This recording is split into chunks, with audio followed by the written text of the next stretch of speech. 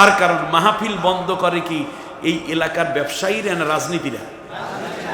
আচ্ছা বলেন তো দেখি, দেশের মধ্যে নির্দোষ মানুষদেরকে ফাঁসি যারা দিয়েছিল তারা কি এদেশের কৃষকেরা নাকি রাজনৈতিক কারণে? এই তো বুঝে ফেলাইছেন। ব্যাংক লুট করছে যারা, তারা কি এই দেশের পান বিক্রেতা আমাদের হকারেরা নাকি রাজনীতি যারা করে তারা? আচ্ছা বলেন, আয়না ঘর যারা তৈরি করেছে তারা কি এই দেশের সাধারণ রিক্সাওয়ালা ভ্যানওয়ালারা নাকি রাজনীতি যারা করে তারা? আচ্ছা দেশের উন্নতিও করে কারা? রাজনীতিবিদরা নাকি সাধারণ কৃষকরা? রাজনীতিবিদদের মাধ্যমেই তো এটা হয়ে থাকে। তাহলে রাসূল সাল্লাল্লাহু আলাইহি ওয়াসাল্লাম সবচেয়ে বড় জ্ঞানী মানুষ, আর তাকে আল্লাহ তাআলা সবচেয়ে বড় দায়িত্ব দিবেন, আর সবচেয়ে বড় দায়িত্ব মানে রাষ্ট্র পরিচালনার দায়িত্ব। এই ক্ষেত্রে পথ দুইটা, একটা হলো মানব রচিত কুফরি মতবাদ, আর একটা হলো আল্লাহর দেওয়া মতবাদ। নবী সাল্লাল্লাহু আলাইহি ওয়াসাল্লাম এসে বললেন আমি আল্লাহর মতবাদ দুনিয়ায় কায়েম করব, এই জন্য আমার সততা, আমার ন্যায় পরায়ণতা তোমরা যাচাই বাছাই করে নাও। তার কারণ আমি মিথ্যা বলি না, আমানতের খেয়ানত করি না, রাষ্ট্র ক্ষমতায় গিয়ে আমি চুরিও করব না, আর আমার চুরি করার অভ্যাসও নেই। এবার আরেকটু সামনে আসি আমরা, এবারে আসেন তাহলে চুরির বিরুদ্ধে দোয়া করার বিষয় না, এটা কিসের বিষয়? রাইট। আয-যানিয়াতু ওয়াজ-যানি ফাজলিদু কুল্লা ওয়াহিদিম মিনহুমা মিআতা জালদা। জিনাকার জিনাকারিনী অবিবাহিত যদি ছেলে মেয়ে হয় তাহলে 100টা কইরা বেত্রাঘাত করো। বলুন তো দেখি, এইটা কি মসজিদের ইমাম সাহেব পারে? খানকার পীর সাহেব পারে? জাকিরিন ভাই পারে? মুহিব্বিন ভাই পারে? সাথী ভাই পারে? ইস্তেমার মধ্যে হয়, পীরের বাড়ির বাৎসরিক ওয়াজ মাহফিলে হয়, হালকায় জিকিরে হয়, এই মাহফিলে হয়, মসজিদে হয়, এটা হয় কোথায়? আদালতে। রাইট। যদিও বিবাহিত হয় তাহলে কোমর পর্যন্ত গাড়ো, চার দিক থেকে পাথর মেরে ওর মাথাটা উড়াই দাও। তার কারণ এই পৃথিবীতে এই ধরনের জেনাকারদের বাঁচার কোনো অধিকার নাই। হুকুম কার? জোরে বলেন কার? এই হুকুম কি খানকা থেকে আসে, মসজিদ থেকে আসে, মাহফিল থেকে আসে? এই আইন বাস্তবায়িত হয় কোথায়? সংসদে। তাহলে এই আইন দ্বারাই বোঝা যায় রাসূল সাল্লাল্লাহু আলাইহি ওয়াসাল্লামকে আল্লাহ তাআলা এই আইন বাস্তবায়নের জন্য পাঠিয়েছেন। তাহলে এইটা রাসূল সাল্লাল্লাহু আলাইহি ওয়াসাল্লামের রাজনৈতিক একটা শিষ্টাচার এবং রাজনৈতিক সিস্টেম। তার কারণ একটা জেনাকারকে যদি শাস্তি দেওয়া হতো চৌরাস্তার মোড়ে পাথর মেরে যদি মগজ উড়াইয়া দেওয়া যেত, সাথে সাথে হাজার হাজার ধর্ষণকারী বিয়ার কথাও বইলা যাইত। ঠিক কিনা বলেন? শুধু তাই নয়, এবার চলে আসি অন্য জায়গায়। অপরদিকে ইসলাম বলেছে জিনা করলে তাৎক্ষণিকভাবে তার ঈমানটা চলে যায়, তওবা করে ফিরে আসলে আবার ঈমান ফিরাইয়া দেয়া হয়, পরকালে শাস্তি পাবে সে। এইগুলো হইল নসিয়া, কিন্তু আইনটা বাস্তবায়ন করবে কে? রাষ্ট্র। এই অর্ডার দেয়া হচ্ছে নবীর উপরে, ঠিক না? তাহলে রাসূল সাল্লাল্লাহু আলাইহি ওয়াসাল্লামের রাষ্ট্র ব্যবস্থা কেমন একটু সামনে আসি। আল্লাহ রাব্বুল আলামিন বলেন, ইন্নাল্লাযীনা ইউহারিবুনাল্লাহা ওয়া রাসূলাহু ওয়া ইয়াসআউনা ফিল আরদি ফায়ুকাত্তালু আও ইউসাল্লাবু আও তুকাত্তা আইদিহিম ওয়া আরজুলিহিম মিন খিলাফ আও ইউনফাউ মিনাল আরদ। আল্লাহ রাব্বুল আলামিন বলেন, যারা জমিনের বুকে ডাকাতি করে, সন্ত্রাস করে, ধর্ষণ করে, খুন খারাপি করে, অবৈধভাবে মানুষের সম্পদ লুণ্ঠন করে, মানুষের অধিকার হরণ করে, তা যজ্ঞ করে, তাদেরকে হত্যা করা হবে। ব্যক্তি হত্যা করবে না, বরং আইনের আওতায় তাদেরকে হত্যা করা। ফাইয়াকতুলু না, ফায়ুকাত্তালু, বুঝছেন? কিন্তু অর্থাৎ তাকে হত্যা করা হবে। তাই হত্যার দায়িত্ব কার হাতে? রাষ্ট্রের হাতে। রাষ্ট্রটা যদি ইসলামী না হয় তাহলে হত্যার বদলে হত্যা কে করবে? অনেক হত্যাকারীকে প্রেসিডেন্টের মার্সি নিয়ে ছেড়ে দেয়া হচ্ছে, হত্যাকারীকে প্রমোট করা হচ্ছে, বহুত হত্যাকারীকে প্রমোশন দিয়ে পুলিশের ঊর্ধ্বতন কর্মকর্তা বানানো হয়েছে।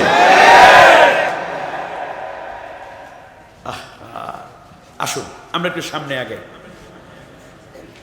তাহলে অথবা তাকে শুলে চড়াবে, শুল বোঝেন? হত্যা করে ফেলবে অথবা শুলে চড়াবে। শুল কি জানেন? না, শুল মানে হচ্ছে একটা রড, একটা শক্ত রডের অগ্রভাগ এক ভাগের একেবারে চিকন করে আস্তে আস্তে করে সুইয়ের মতো চিকন করা হবে, মেশিন দিয়া ঘষতে ঘষতে। কথা বোঝেন নাই? এই সুচারু রডটাকে বসিয়ে দেয়া হবে জমিনের মধ্যে, তারপর ক্যারেন দিয়া এই ডাকাতটার, এই খুনিটাকে ঠিক তার পায়ও পথটা ওই জায়গায় সুইয়ের মাথায় বসাইয়া দেবে। কথা বোঝেন নাই?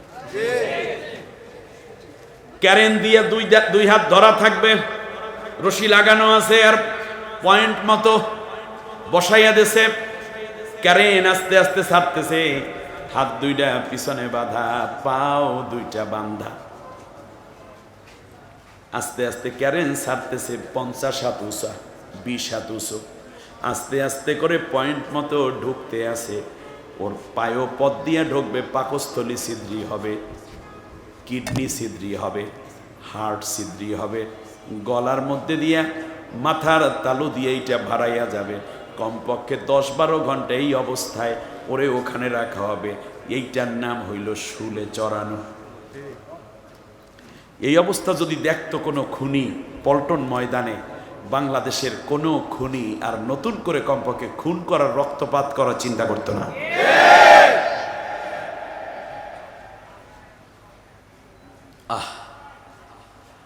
আপনি কি চান আপনাকে কেউ খুন করুক? আপনি কি চান আপনার ছেলেকে কেউ খুন করুক? আপনি কি চান আপনার স্ত্রীকে কেউ খুন করুক? আপনার বাবা কিংবা ভাইকে কেউ খুন করুক? আপনার প্রতিবেশীকে খুন করুক কেউ চান আপনি? যদি না চান তাহলে আপনার, যদি না চান, আবারও বলি, যদি না চান তাহলেই আপনার উচিত ইসলামী আইন চাওয়া। তার কারণ ইসলামিক আইনে হত্যার বদলে হত্যা আছে, অন্যান্য আইনে হত্যার বদলে হত্যা নাই। কোন কোন ক্ষেত্রে নির্দোষ মানুষকে হত্যা করা হয়, আর দোষীকে আইনের ফাঁক ফোকর দিয়ে ছেড়ে দেওয়া হয়। ঠিক কিনা বলেন? যে ব্যক্তি হত্যা করেছে কেবল তাকেই হত্যা করতে হবে। আচ্ছা, তাহলে এখন দেখেন, এইটা কি দোয়ার বিষয়, ওয়াজের বিষয়, না আইনের বিষয়? বাবারা মদ খাইও না, মদ খাইলে গুনাহ, জাহান্নামে যাবি, এই কথা বলেছে পীর মাশায়েখরা। স্বাধীনতার 53 বছর পর্যন্ত বক্তারা, মাঠে মুফাসসিরেরা, মসজিদে খতিব সাহেব ওয়াজ করেছে। জিনার বিরুদ্ধে কত ওয়াজ করলাম, খানকা থেকে কত ওয়াজ বেরোলো, তবলিগ থেকে কত ওয়াজ বেরোলো। দেশের মধ্যে জিনা কমতেছে না বাড়তেছে? মদ গাজার বিরুদ্ধে কত ওয়াজ করলাম, বলুন তো দেখি। মদ গাজা, ফেন্সিডিল, কোকেন, তারি, ইয়াবা, গাজা কিংবা হিরোইন দেশে কমতেছে না বাড়তে আছে? পর্দার পক্ষে কত ওয়াজ করলাম, বলেন দেখি। পর্দা দিন দিন কমতেছে নাকি বেপর্দা বাড়তেছে? সুদ ঘুষের বিরুদ্ধে কত ওয়াজ নসিহত করলাম, আপনারা বলুন তো দেখি। সুদ ঘুষ দুর্নীতি দিন দিন কমলো না বাড়লো? তাই ওয়াজ যায় কোথায়? তার কারণ এইগুলো ওয়াজের বিষয় নয়, এগুলো আইনের বিষয়, এগুলো নসিহতের বিষয় নয়, এটা আইনের বিষয়। এইগুলো তবলিগের বিষয় নয়, এটা রাষ্ট্রের বিষয়। রাষ্ট্রের বিষয় তবলিগে ঢুকাইলাম, তবলিগের বিষয় রাষ্ট্রের মধ্যে ঢুকাইলাম। এই কারণে আমরা আইনের বিষয় খানকায় নিলাম, খানকার বিষয় আইনের মধ্যে আনলাম। এই কারণে দেশে কোনো শান্তি নাই। শান্তি যদি আনতে হয়, আইনগুলাকে সংসদে পাঠাইয়া দিতে হবে, নসিহতগুলা জাতির মধ্যে ঢুকাইয়া দিতে হবে। ঠিক কিনা?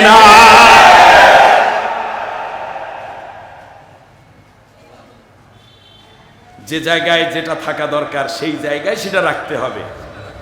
কিন্তু আমরা কি করেছি? কোরআনের পার্লামেন্ট না বানাইয়া চোরের পার্লামেন্ট চালাইলো বিগত 18টা বছর পর্যন্ত। ঠিক না বলেন?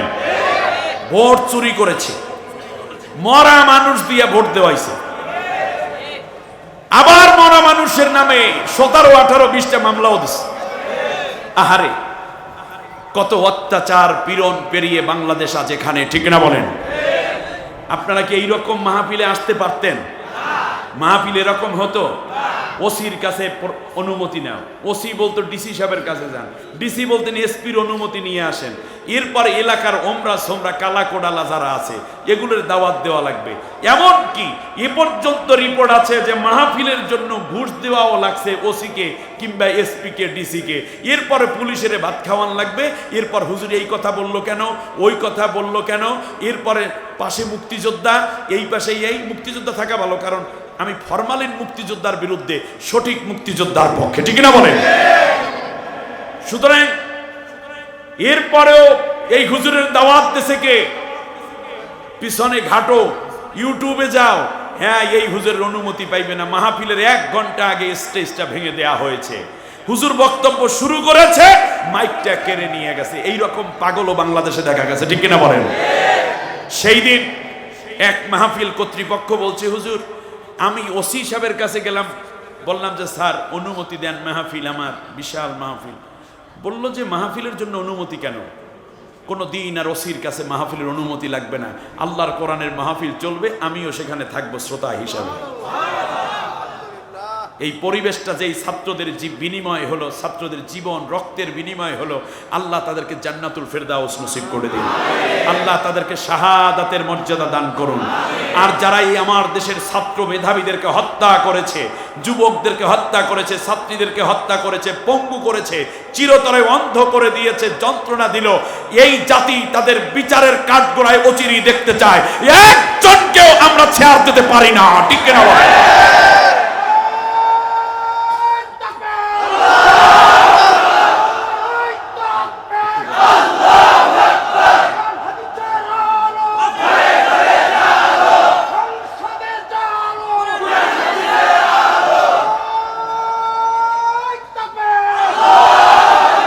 এবার শুনুন,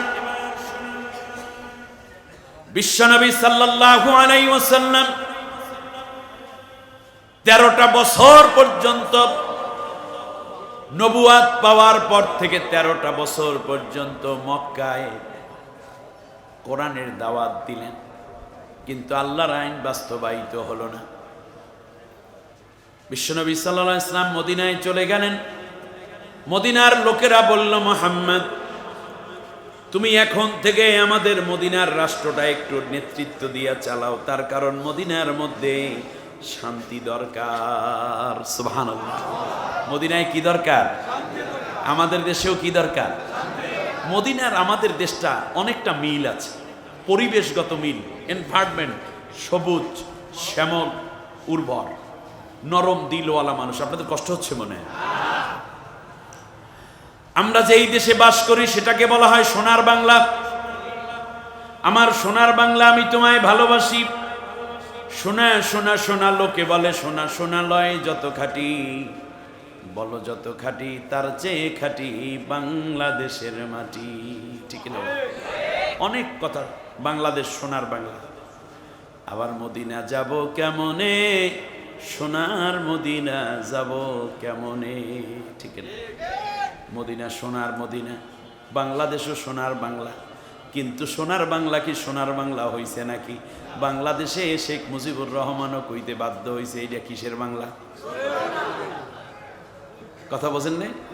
সবাই পায় তেলের খনি, স্বর্ণের খনি, আমি পাইছি। মনে করেছিলাম চোরগুলো মনে হয় ভালো হয়ে গেছে, কিন্তু এই রকম চুরি মনে হয় স্বাধীনতার পরে আর কেউ করে নাই। একজন বদমাইশ একাই পাচার করেছে বাংলাদেশ থেকে ৩৬,০০০ কোটি টাকা। ৩৬,০০০ কোটি টাকা, চিন্তা করতে পারেন? ব্যবসায়ী বাইরে ভাবেন, এর নাম দেশে দরবেশ, দাঁড়িয়ে আছে, পাকা চুল, সাদা দাড়ি, চোরের মনে পুলিশ পুলিশ ধরা খাইছে সদর ঘাটে। তার আগে চিন্তা করলো ধরার আগে একটু জান্ডা বাঁচান ফরজ, এই জন্য সে দাড়ি মোষ কামাই ফেলাইছে। চুলগুলোকে কলব দিয়ে কালা করিয়া লুঙ্গি একটা পরছে, সদর ঘাটের কুলি রওনা করছে, কিন্তু আইন শৃঙ্খলা রক্ষাকারী বাহিনীর হাতে ধরা পড়ে গেছে, নিয়ে গেছে। যাওয়ার পরে রিমান্ড দেয়া হলো। এক পর্যায়ে বলল যে আচ্ছা স্যার সব করছেন, দাড়িগুলা কামাইলেন কেন? তোমরা তো ইসলাম সম্বন্ধে কোনো জ্ঞান নাই তোমাদের। বলে স্যার কি ঘটনা হয়েছে কন? সেটা হচ্ছে, বলল যে দাড়ি রাখা সুন্নত, তার জান বাঁচান ফরজ। সুন্নত কামাইয়া যদি জানটা রক্ষা হয় এই জন্য ফরজ রক্ষার জন্য সুন্নতকে আমি কামাই হালাইছি। এই হলো ওদের দাড়ির অবস্থা, ঠিক না বলেন? এ হলো দরবেশের অবস্থা। আর এক কুতুব কালামানিক, সে আবার চিন্তা করছে দাড়ি তো আগে ছিল না, সবাই দেখছে দাড়ি নাই, যদি একটু দাড়ির ব্যাস ধরিয়া যাওয়া যায় ও পারে। উনি আবার দাড়ি রাখছে কয়দিন ধরে, টুপিও একটা কিনছে, তারপরে পাঞ্জাবি আর পাজামা পইরা রওনা করছে। যাইতে যাইতে শেষ পর্যন্ত কলা পাতা বিছাইয়া একটু গভীর ঘুম দিতেছে। এমন সময় পোলা পাইনে ধইরা ফেলাইছে। সে মনে করছে দাদার দেশে পৌঁছে গেছে। এক পর্যায়ে পোলা পাইনে কইল যে আপনি কি সেই কালামানিক্কা? পোলা পাইনে ধরে কি ধরিয়া চাপ দিয়া ফাড়াই হেলাইছে। শেষ পর্যন্ত সে এখন কুতুবুল আলম আছে জেলখানায়, নতুন নতুন করে ধরা পড়তেছে। আমার বন্ধুগণ, এই যদি হয় ওদের দাড়ি আর সততার অবস্থা, তাহলে এরা আবু জেহেলের প্রেতাত্মা। রাসূল সাল্লাল্লাহু আলাইহি ইসলামের ব্যবসার নীতি অবলম্বন করেছেন মীর কাসিম আলী শহীদ, ঠিক কিনা বলেন? হাজারো প্রতিষ্ঠান করেছেন, নিজের জন্য কোনো একটা পয়সাও আত্মসাতের কোনো রিপোর্ট নাই, দেশ থেকে অর্থ পাচার করেন নাই। তার ছেলেটাকে কিডন্যাপ করা হলো, কিন্তু তারা পালিয়ে যায় নাই, এই দেশেই রয়েছেন। ইসলামী ব্যাংক করলেন, ইসলামী ব্যাংক হাসপাতাল করলেন, ইসলামী ব্যাংক ফাউন্ডেশন করলেন, ইবনে সিনা হাসপাতাল করলেন, ইবনে সিনা মেডিকেল কলেজ করলেন, ইবনে সিনা নার্সিং কলেজ করলেন। এমনি করে করে কত শত প্রতিষ্ঠান করে কোটি কোটি যুবক যুবতীর চাকুরির ব্যবস্থা এই বাংলাদেশে তারা করেছেন, ঠিক না বলেন? নবীর আদর্শের সৈনিক চুরি করে না, দুর্নীতি করে না। আর ওদের পিতার আদর্শের যারা আছে এরা হয় চোর, তার কারণ ওর বাপি কইয়ে গেছে আমি পাইছি চোরের খনি। আহা, এ হলো অবস্থা। আমার ভাইয়েরা, আল্লাহর নবীর উপরে আয়াত নাজিল হলো, বিচার করো কোরআন দিয়ে। ডাকাতের এই শাস্তি, মদখোরের এই শাস্তি, বেনমাজির এই শাস্তি, চোরির এই শাস্তি। আল্লাহর নবী শুনতেছেন আপনারা, খুব বড় করে কোট করেন। আল্লাহর নবী 10টা বছর রাষ্ট্রপ্রধানের দায়িত্ব পালন করলেন, কিন্তু কোরআন হাদিসের বর্ণনা অনুযায়ী আল্লাহর নবী 10 বছরে মাত্র 2টা বিচার পেয়েছেন। মাত্র কয়টা? আরো জোরে। একটা হলো জেনার শাস্তি, জেনার বিচার করেছেন একটা, আর চুরির বিচার করেছেন একটা। বিচার পাইছেন মাত্র কয়টা? এর মানে একটা রাষ্ট্রে যখন আল্লাহ রাব্বুল আলামিনের কোরআনের আইন বাস্তবায়িত হয়ে যায়, এই কথাগুলো যখন জাতির লোকেরা শোনে, তখন নিজের থেকেই তারা ভালো হইতে বাধ্য হয়ে যায়। দুর্নীতি, অন্যায়, জেনা, ব্যভিচার, চুরি, ডাকাতি, খুন খারাপি কেউ করার মতো সাহসী পায় না। তারা জানে এই কাজ করলে এই শাস্তি হবে।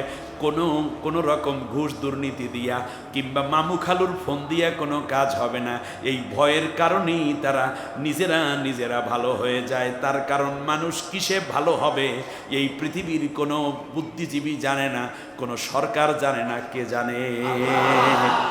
আল্লাহর নবী সাল্লাল্লাহু আলাইহি ওয়াসাল্লাম যেই জিনার বিচারটা করলেন, শুনুন। এক মহিলা গর্ভবতী অবস্থায় নবীজির কাছে হাজির, এসে বলল, ইয়া রাসূলুল্লাহ, আমি এক সময় জেনার কাজে লিপ্ত ছিলাম, জেনা ব্যভিচার করাই আমার পেশা ছিল, কিন্তু আপনি মদিনায় আসার পরে, ইসলাম পাওয়ার পরে আমি মনে করলাম জেনা ব্যভিচার করব না। আর কারণ আমাদের জন্য খাদ্য এবং বাসস্থান অর্থ ব্যবস্থা করে দিয়েছে রাষ্ট্র, তাহলে কেন আমরা জেনা ব্যভিচার করব? আমি জেনা ব্যভিচার ছেড়ে দিলাম, 4 মাস হয়ে গেল, কিন্তু আমার গর্ভে অলরেডি সন্তান এসে গেছে, এই খবর আমার জানা ছিল না। বিশ্বনবী সাল্লাল্লাহু আলাইহি ওয়াসাল্লাম মহিলার কথা শুনে আশ্চর্যান্বিত হলেন। মহিলা বলতেছে, ইয়া রাসূলুল্লাহ, আমাকে শাস্তি দিয়ে দেন, তার কারণ আমি চাই না এই জেনা ব্যভিচারের কারণে, এই রকম অবৈধ সন্তান ধারণের অপরাধে পরকালে আমি জাহান্নামী হয়ে যাই। দুনিয়ায় যদি আল্লাহর কোরআনের আইন দিয়া বিচার হয়ে যায়, পরকালে কিন্তু ওই মানুষগুলার আর কোনো বিচার হবে না। তার কারণ দুনিয়ায় কার আইনে বিচার হচ্ছে? তাই ওই আল্লাহই তো পরকালে বিচারক হবেন। তাহলে এক বিচারক দুইভাবে তো আর কোনো আসামিকে শাস্তি দিতে পারে না। সবচেয়ে বড় বেনিফিট কিন্তু এইটা, সবচেয়ে বড় বেনিফিট আল্লাহর কোরআন দিয়ে দেশ চললে সবচেয়ে বড় বেনিফিট, পরকালে আমরা অনেক শাস্তি থেকে এমনি বেঁচে যাব। তার কারণ আল্লাহর আইন দিয়ে তো দুনিয়ায় শাস্তি হয়ে যাচ্ছে। আল্লাহ, আমরা তো এই শাস্তি থেকে বাঁচার জন্য আমল করে এসেছি, আর যে অন্যায় করেছি তার শাস্তি দুনিয়ায় হয়ে গেছে তোমারই বিচারে। এখন আর তোমার বিচার নাই কোনো, এখন আমরা জান্নাতি। কিন্তু যদি আল্লাহর আইন দিয়ে জমিন না চলে, তাহলে আপনি চুরি করেছেন 6 মাস সাজা, পরকালে আবার কিন্তু হাত কাটার শাস্তির জন্য দাঁড়াতে হবে, কারণ ওটা আল্লাহর আইন। আমার কথা আপনাদের বুঝে আসছে? এবার খেয়াল করুন, বিশ্বনবী সাল্লাল্লাহু আলাইহি ওয়াসাল্লাম খেয়াল করেন, মহিলা পরকালকে ভয় করল। দুনিয়ায় মদিনায় কোনো জিনা ব্যভিচার এখন আর নাই, এরপরেও মহিলা আগের তিক্ততায় সে ভুগতেছে। নবী সাল্লাল্লাহু আলাইহি ওয়াসাল্লামের কাছে আসলো। নবীজি এবার মহিলাকে বলল, মহিলারে, তুমি যে অপরাধ করেছো তা ঠিক আছে, তোমার শাস্তি হলো কোমর পর্যন্ত গেড়ে মাথার মস্তক উড়াইয়া দেয়া, কিন্তু তোমাকে আমি শাস্তি দিতে পারি না, রজম করতে পারি না। তার কারণ তোমার গর্ভের মধ্যে একটা শিশু রয়েছে, তোমাকে হত্যা করলে এই শিশুটাকেও হত্যা করা হবে, তোমার শাস্তি তোমাকে দিয়ে দেব, কিন্তু এই শিশুটা কিয়ামতের দিন আমার বিরুদ্ধে আল্লাহর আদালতে মামলা দায়ের করে দিবে। আমি আল্লাহর কাছে কি জবাব দেব? তুমি চলে যাও তোমার বাড়িতে, যতদিন না এই শিশু প্রসব হচ্ছে, যতদিন না এই শিশু জন্ম নিচ্ছে, ততদিন পর্যন্ত তোমাকে আমি ছুটি দিয়ে রাখলাম, অবকাশ দিয়ে রাখলাম। সন্তান প্রসব হওয়ার পরে তুমি আমার কাছে আসবে, তখন শাস্তি দিয়ে তোমাকে ইসলামী দণ্ডবিধির আওতায় নিয়ে আসব। মহিলা চলে গেল। মহিলার সাথে কোনো বডিগার্ড নাই, কোনো জামিনদার নাই, কোনো পুলিশ কিংবা র্যাব গোয়েন্দা নাই, এমনকি কোনো ওকিলও তার পক্ষে জামিনের জন্য নাই। মহিলা একাই চলে গেছে। বয়স হল, এক পর্যায়ে মহিলার গর্ভ খালাস হওয়ার ব্যথা উঠল। কিছুক্ষণ পরে ফুটফুটে একটা পুত্র সন্তান প্রসব করল মহিলা। 3-4 দিন পরে মহিলা একটু স্বাভাবিক হয়ে কোলের মধ্যে শিশু বাচ্চাটাকে আসলে জড়াইয়া বিশ্বনবী মুহাম্মদুর রাসূলুল্লাহ সাল্লাল্লাহু আলাইহি ওয়াসাল্লামের দরবারে হাজির। দেখুন, একটি ইসলামী রাষ্ট্র, একটি ন্যায়পরায়ণ শাসক হলে মানুষগুলো কত আল্লাহ ভীরু হয় সেইটা আগে বোঝেন। চোর বাটপার বানাবেন আপনার রাষ্ট্রের নায়ক, আর আপনি বলবেন আমি ইসলামের কাজ করি। আপনারা ইসলামের কাজ করবেন, কিন্তু ওই রাষ্ট্র পরিচালনার জন্য অবশ্যই আল্লাহর কোরআনের রাজ কায়েম করতে যারা অভ্যস্ত অভিজ্ঞ তাদেরকে ওখানে পাঠাতেই হবে, এর বিকল্প নেই। এগুলো রাষ্ট্র নিয়ন্ত্রণ করে। এতে ইমানদারেরা দারুণ আরামে ইবাদত বন্দিগি এবং তাকওয়ার নীতি অবলম্বন করে তারা ইসলামের মধ্যেই থাকবে, ইসলামের বাইরে কিছুই থাকবে না। বিদায় ইচ্ছাই কিংবা অনিচ্ছায় সবসময় ইসলামের মধ্যে থাকবে, নেকের মধ্যেই থাকবে, সওয়াবের মধ্যেই থাকবে। এবারে আসে, এই পর্দার কাপড়টা ছিঁড়ে দেন। এই যে এই পর্দার কাপড়টা ভলান্টিয়ার ভাইরা এই উপকারটুকু করেন, এখানে অনেক ভাইরা জায়গা পাচ্ছে না। আল্লাহর নবী বললেন, মহিলা, তোমার সন্তানের বয়স মাত্র 4-5 দিন। এই মুহূর্তেও আমি পারি না তোমাকে রজম করতে, তার কারণ তোমার বুকের মধ্যে আল্লাহ রব্বুল আলামিন এই শিশুটার খাবার দিয়ে রেখেছেন মায়ের দুধ। আজকে যদি তোমাকে রজম করে দেই, তুমি মরে যাবে, তোমার শিশুটা কিয়ামতের দিন আল্লাহর আদালতে দাঁড়াইয়া বলবে, আল্লাহ, তোমার নবী আমার মায়ের দুধ থেকে আমাকে মাহরুম করে দিয়েছে।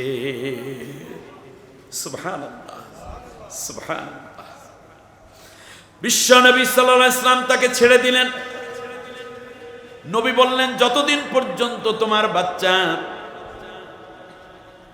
বাইরের খাবার না ধরে না খায় ততদিন পর্যন্ত তুমি ছুটি। বাচ্চাটার বয়স 4 মাস থেকে 6 মাস হয়ে গেল। এবার বাইরের খাবার খায়। মহিলা হাজির হয়ে গেছে। আবার এক হাতের মধ্যে 2টা খেজুর, ছোট্ট শিশুর ছোট্ট আঙ্গুল, ওই হাতের মুষ্টির মধ্যে 2টা খেজুর, আর এক হাতের মধ্যে একটা ছোট্ট রুটির টুকরা। বিশ্বনবীর সামনে এসে মহিলা চোখের পানি ছেড়ে দিয়ে বলল, ইয়া রাসূলুল্লাহ, আমাকে এইবার বঞ্চিত করবেন না, আমাকে শাস্তি দিয়ে দেন। কিয়ামতের ময়দানে জিনাকারিনীর কাতারে দাঁড়াইয়া আল্লাহরে কেমনে মুখ দেখাবো? আমরা তো আল্লাহরে বিশ্বাস করেছি, সুতরাং আমাকে রজম করে দিন, শাস্তি দিয়ে দিন, পরকালে যেন আল্লাহর কাছ থেকে আমি মুক্ত মানুষ হিসাবে জান্নাতি হতে পারি। আল্লাহর নবী বললেন, কোথায় কে আছো? রজম করে দাও। বিশ্বনবী এই অবৈধ জারজ সন্তান, তাতে কি হয়েছে? শিশুটার তো কোনো দোষ নাই। আল্লাহর নবী তার রুমাল মোবারক তার 2 হাতের মধ্যে দিয়ে মহিলার কাছ থেকে শিশুটা কোলের মধ্যে নিলেন। আল্লাহর নবী দোয়া করে দিলেন, মাতৃক শিশু কেয়ার হোম যেটা আছে রাষ্ট্রীয়, সেইটায় পাঠাইয়া দিলেন। মসজিদে নববীর সামনে মহিলাকে কোমর পর্যন্ত গেড়ে ফেলা হলো।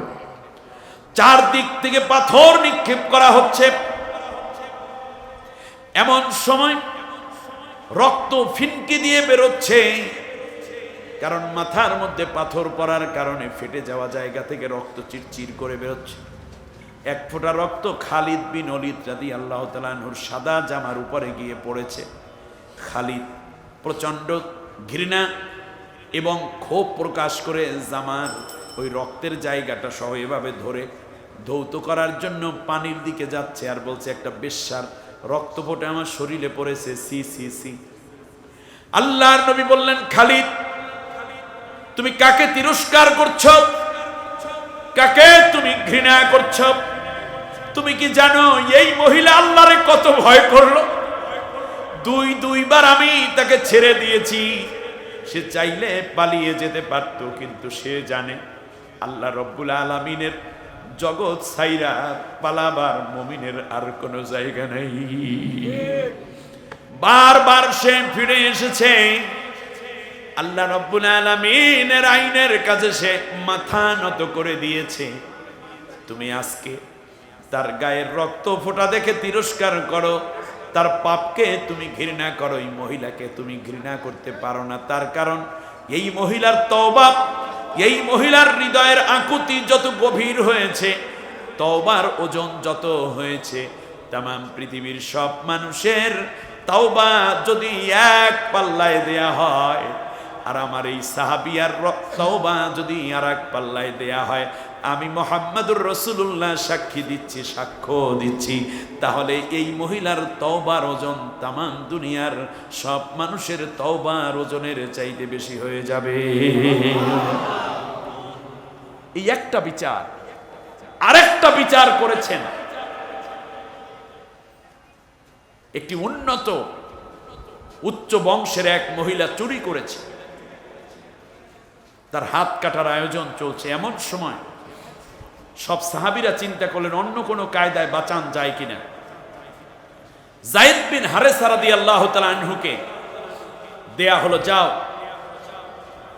এবার গিয়ে মুহাম্মদকে একটু সুপারিশ করো, নবীকে একটু সুপারিশ করো আমাদের রাসূলকে, যে অন্য কিছুর বিনিময়ে কমপক্ষে, যেহেতু মহিলা সম্ভ্রান্ত এক নারী, উচ্চ বংশীয়।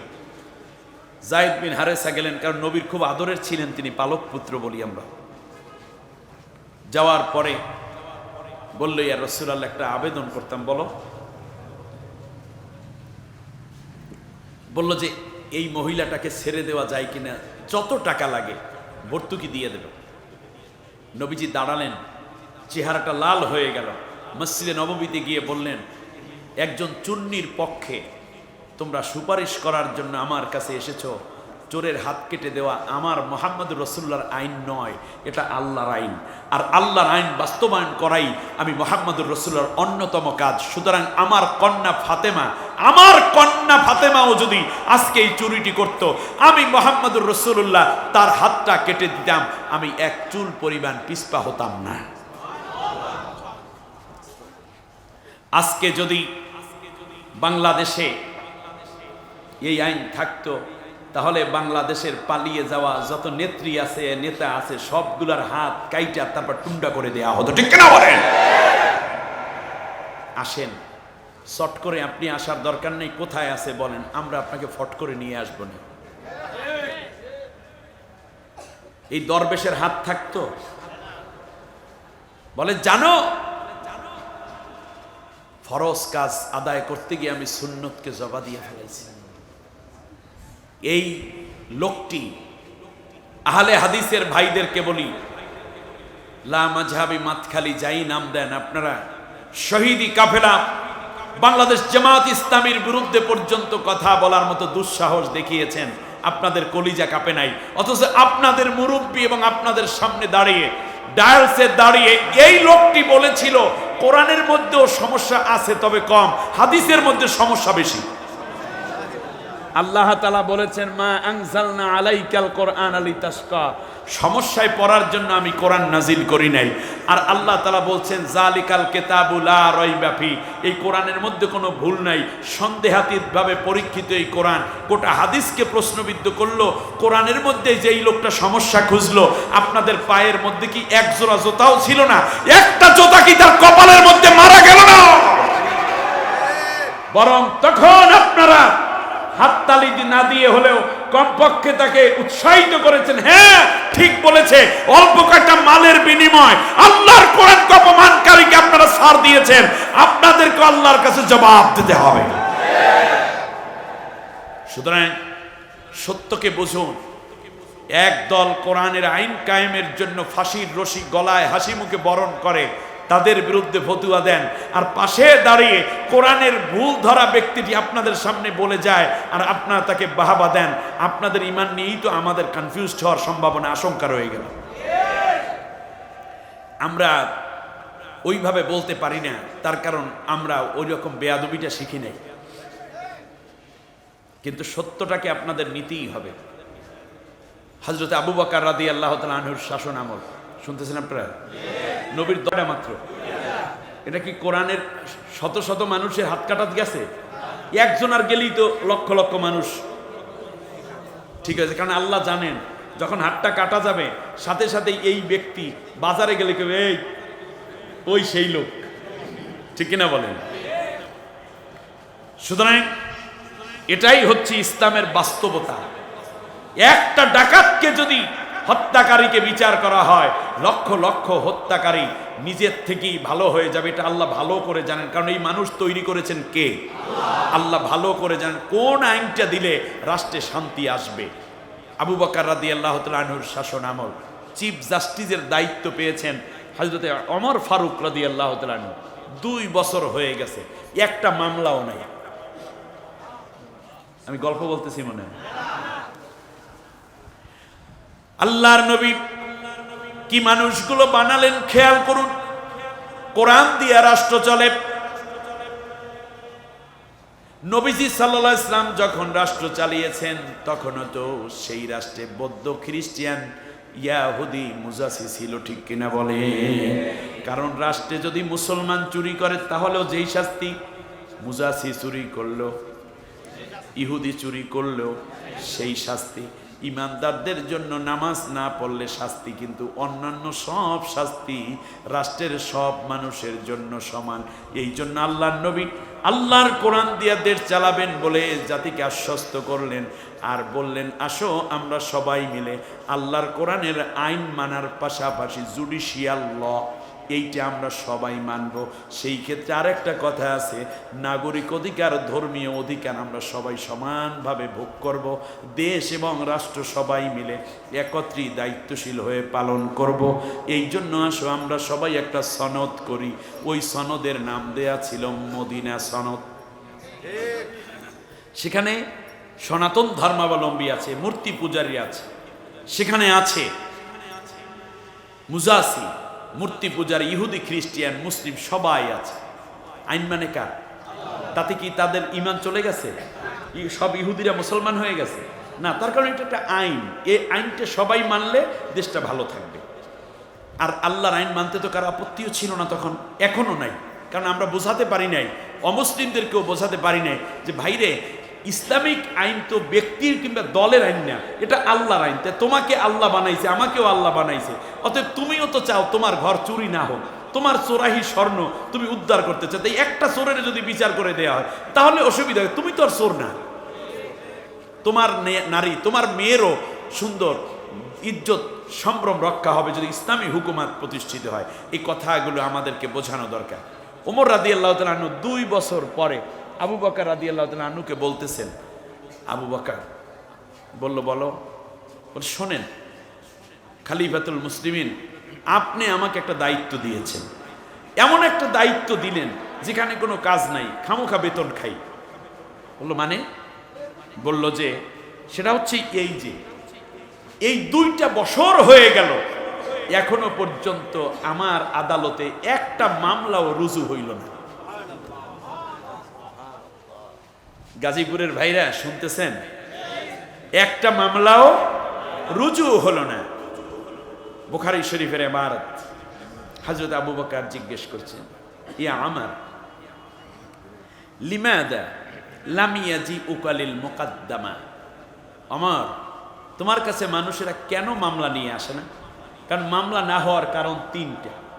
1 নম্বর কারণ হচ্ছে দেশে কোনো সমস্যা নাই, কেউ কেউ মাথা ফাটায় না, গালিগালাজ করে না, অধিকার নষ্ট করে না, এবং অন্যান্য নৈতিক পদস্খলন হয় নাই, অতএব এই ব্যাপারে কোনো কারো অভিযোগ নাই। অভিযোগ নাই বিদায় মামলাও হচ্ছে না, একটা কারণ।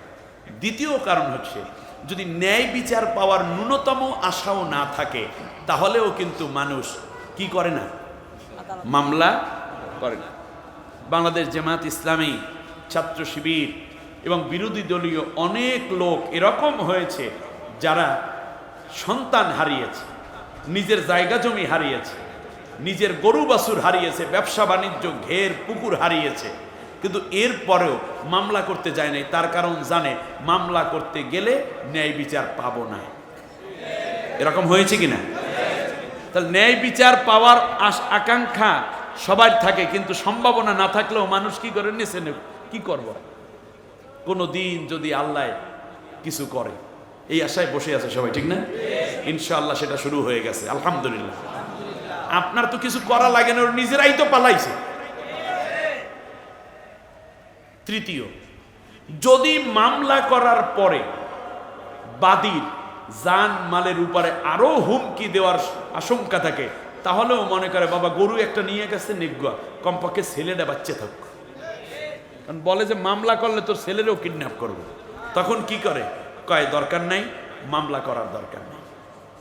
তোমার কাছে আসে না কেন? ওমর কি জবাব দিচ্ছেন? ওমর রাদিয়াল্লাহু তাআলা আনহু বলেন, অহুম ইয়ামতাসিলুনাল কুরআনা ওয়াস সুন্নাহ। ও আবু বকর, এই দেশের মানুষগুলো আল্লাহর কোরআনের আইন মানে, এই দেশের মানুষগুলো নবীর আদর্শ অনুযায়ী চলে, এই দেশের মানুষগুলো যার যার হক দিয়ে দেয়। ড্রাইভার জানে প্যাসেঞ্জারের প্রতি তার কি হক আছে, প্যাসেঞ্জার জানে মালিকের প্রতি, গাড়ির মালিক তথা ড্রাইভারের প্রতি তার কি হক আছে। তারাও যেমন ভাড়া ভুতা ঠিক মতো দেয়, আর ওই বেটায়ও বেশি ভাড়া নেয় নাই, ইনসাফপূর্ণ ভাড়া নিয়ে প্যাসেঞ্জারকে যথাসময় গন্তব্যে পৌঁছাইয়া দেয়। বাড়িওয়ালা জানে ভাড়াটিয়ার উপরে তার কি কর্তব্য আছে, ভাড়াটিয়া জানে কি কর্তব্য দায়িত্ব আছে বাড়িওয়ালার প্রতি, স্ত্রী জানে স্বামীর প্রতি তার কি কর্তব্য দায়িত্ব আছে, স্বামীও জানে স্ত্রীর প্রতি তার কি ধরনের দায়িত্ব কর্তব্য আছে। ভাই ভাইয়ের হক বোঝে, ভাই বোনের হক বোঝে, প্রতিবেশী প্রতিবেশীর হক বোঝে। এমনি করে প্রত্যেকটা মানুষ যার যার হক বোঝে এবং অন্যের হক সেটা দিয়ে দেয়, যার কারণে হক পাওয়ার কারণে মানুষের আর উত্তেজিত হয় না, হকের দাবি নিয়ে বারবার আসে না।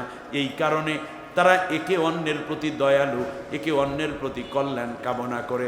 হক নষ্ট না হইলে ঝগড়া হয় না, ঝগড়া না হইলে রক্তপাত হয় না, রক্তপাত না হইলে মামলা হয় না, খুন খারাপি নিয়ে আসে না।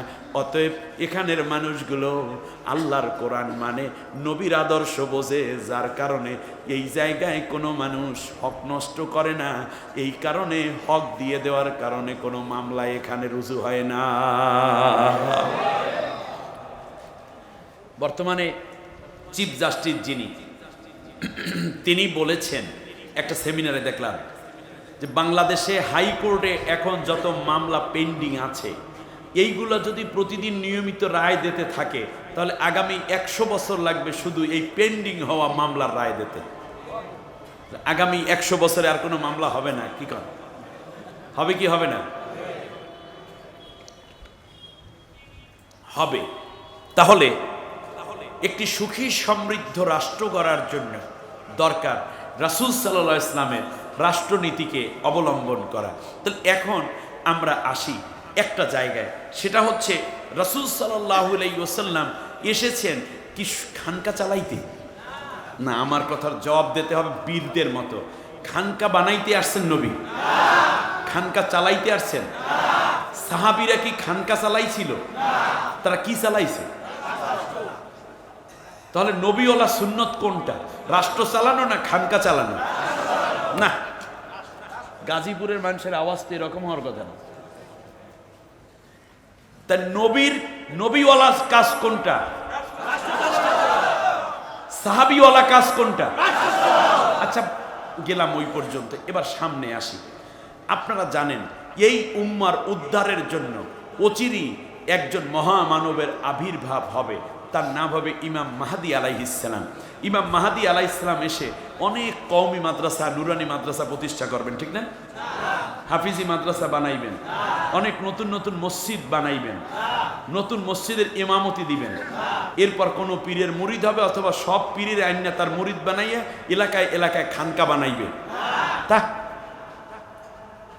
আপনাদেরকে একটু ধমক দিই এই জন্য, যাতে মনে বেশি রাখেন। মূল উদ্দেশ্য হলো এইটা, বুঝতে পারছেন কিনা? বাঘে দেখেন না, বাচ্চা বাঁচানোর জন্য ঘাড়ের মধ্যে কামড় দিয়ে নেয়।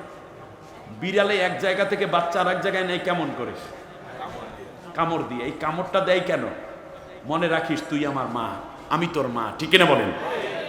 এই জন্য মাঝে মাঝে উল্টাপাল্টা প্রশ্ন করি, চোখ ভ্রুকুচ করি, যাতে আপনাদের মনে থাকে। তাই হজরতে ইমাম মাহদী আলাইহিস সালাম আগমনের পরে তিনি এসে কি করবেন?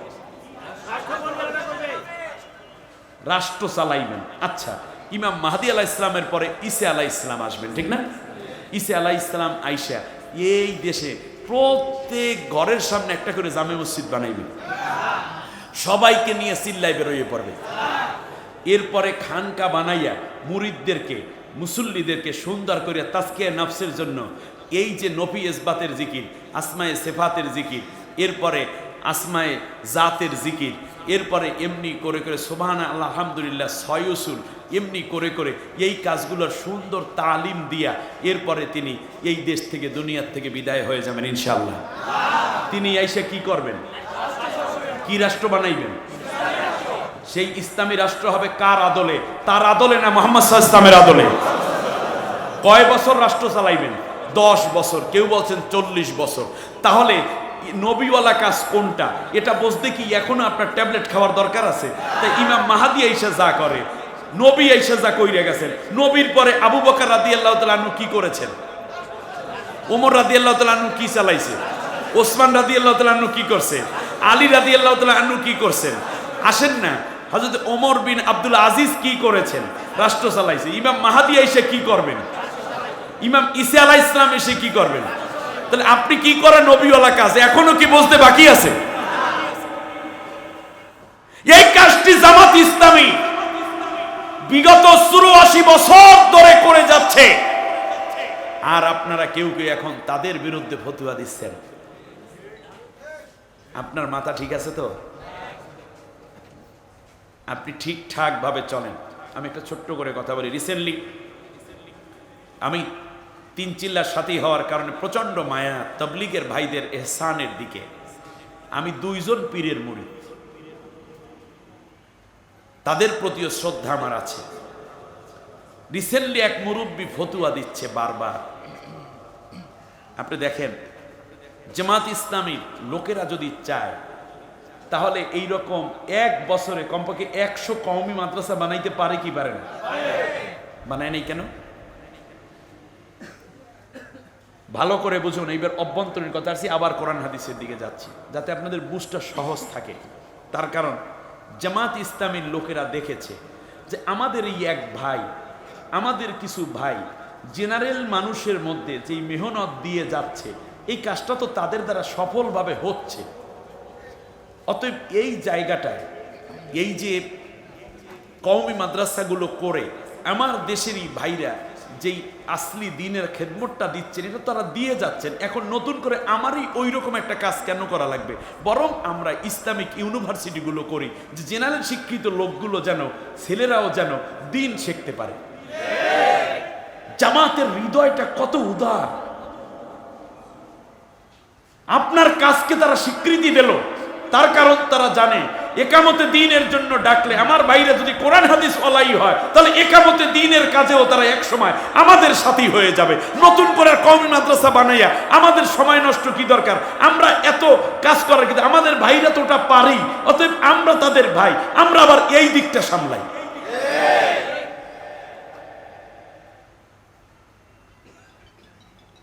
জামাত ইসলামের লোকেরা যদি চাইতো তাহলে এই রকম অনেক পীর তাদের ভেতর থেকে বের করতে পারতো না? কি কয়? আল্লামা সাইদি সাহেব যদি পীর হইতো, বাংলাদেশে মুরিদ অন্য কেউ পাওয়া মুশকিল ছিল।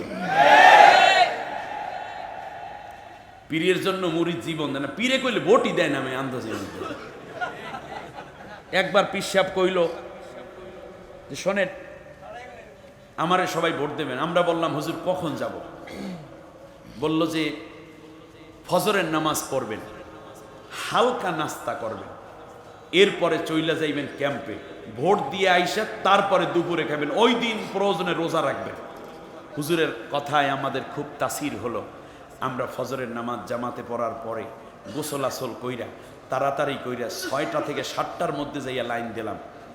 উম্মা হুজুরে কয় ফজরের পর, আর আমাদের রাবেয়া তাহাজ্জুদে রক্তে কাম সাইরা ফলাইছে।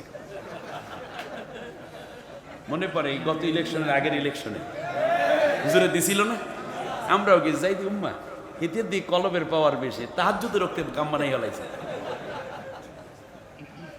অতএব মনে রাখতে হবে, আমরা জামাত ইসলামী মনে করেছি, খুব গুরুত্বপূর্ণ তথ্য দিলাম আপনাদের। জামাত ইসলামী মনে করে পীর মাশায়েখদের দ্বারা তো একটা খেদমত চলছে আম জনতার মধ্যে। অতএব আমাদের পীরের দিকে আমরা না গিয়ে বরং আমরা একটা কাজ করি, সেটা হচ্ছে ছাত্র সমাজের মধ্যে কিংবা দেশ এবং জাতির মধ্যে আমরা অনেকগুলো হাসপাতাল বানাইয়া দিই। ওনারা বানাইছেন আত্মার চিকিৎসা কেন্দ্র। কোথায়? খানকায়। অতএব আমরা শারীরিক চিকিৎসাটা করার জন্য আমরা ইসলামী ব্যাংক হাসপাতাল বানাই, আমরা ইবনে সিনা বানাই, আমরা দাতব্য চিকিৎসালয় বানাই। তাহলে তারাও আমাদের ভাই, তারাও মুরিদ হচ্ছে, পীর হচ্ছে, আর ওনারা তো একটা খেদমত দিয়ে যাচ্ছেন তাজকিয়া নফসের জন্য।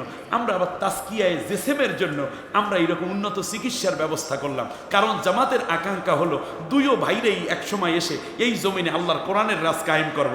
কিন্তু আপনাদেরকে যখন এই সারটুকু দিল, আপনারা এই খানকা থেকে এদের বিরুদ্ধে ফতুয়া শুরু করছেন। হাসপাতাল থেকে ফতুয়া শুরু হইল না, খানকা থেকে তাদের বিরুদ্ধে ফতুয়া দিয়ে আপনারা মূলত ইনসাফ করতে পারেন নাই।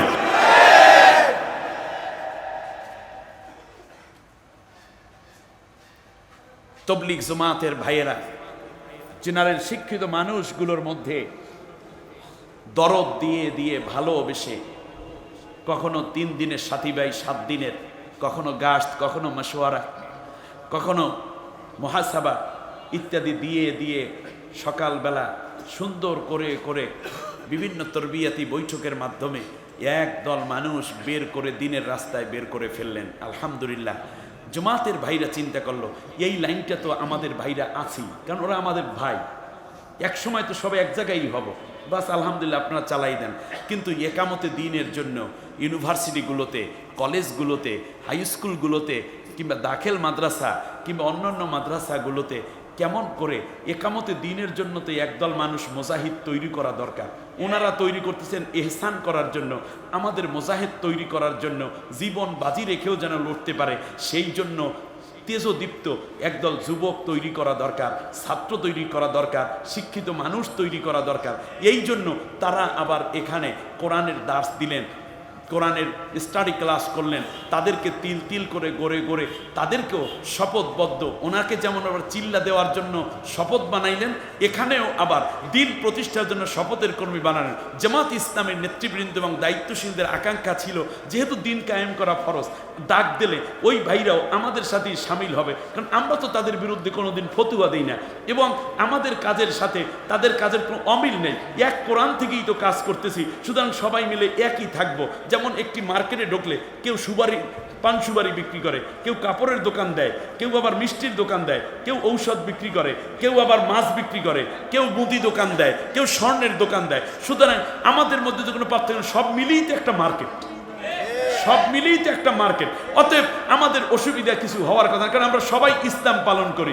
এই জন্য আজ থেকে বলি, শোনেন, চ্যালেঞ্জ করে গেলাম, জামাতের প্রতিষ্ঠা লগ্ন থেকে এই 84 বছরে বাংলাদেশ জামাত ইসলামী কোন পীরের বিরুদ্ধে, তবলিগের বিরুদ্ধে, কওমিদের বিরুদ্ধে একটি ফতোয়াও দেয় নাই। কিন্তু আমাদের ভাইয়েরা যেই দরদ নিয়ে জামাত ইসলামী চুপ থাকলো, একই মোহনায় মিলে যাব, যার যার কাজকে স্বীকৃতি দিয়ে জামাত যে দরদ একটা মন বড় করে রেখেছে, আপনারা এই হৃদয়টাকে সরল পেয়ে বারবার আঘাত এনেছেন। এটা আপনাদের বোকামি, এটা আপনাদের সংকীর্ণতা, অথচ একামতে দিনের কাজ করাও ফরজ। আমাদের ভাইরা এই কাজটি করছে, জীবন দিচ্ছে, জেল খাটছে, আয়না করে যাচ্ছে, ফাঁসি হচ্ছে।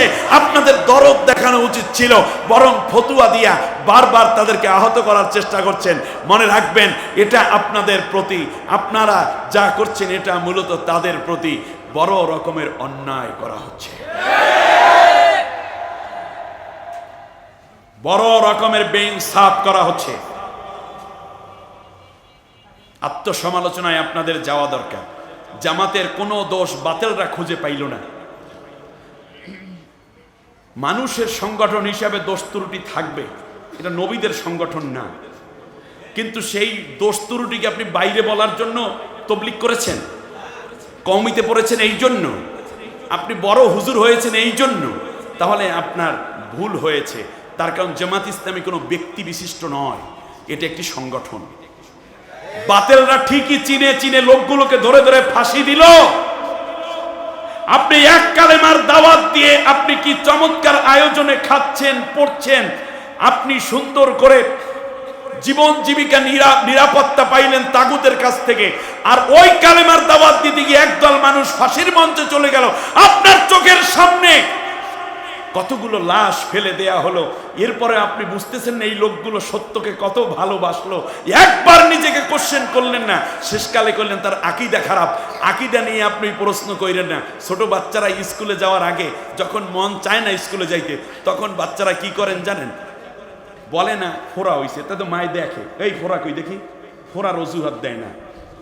এরপরে আব্বু চোখে ব্যথা করে, দেখি না তো চোখ তো লাল হয়নি, তোর ব্যথা নেই।